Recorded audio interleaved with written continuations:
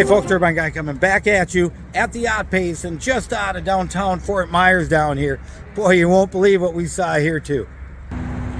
As we view the marina, see off in the distance, got an issue right there with the big guy.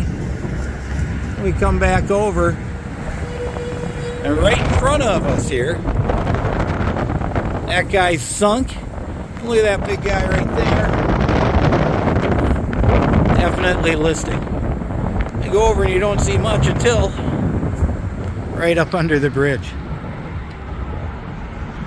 All the boats that broke free floated on over there. Some pretty monsters. You can see way under down there, that guy is just being crushed and squeezed.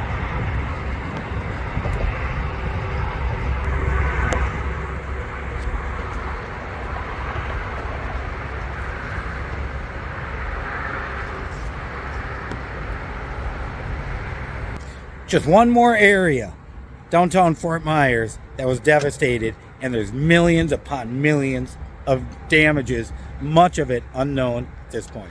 Turbine Guy, signing out.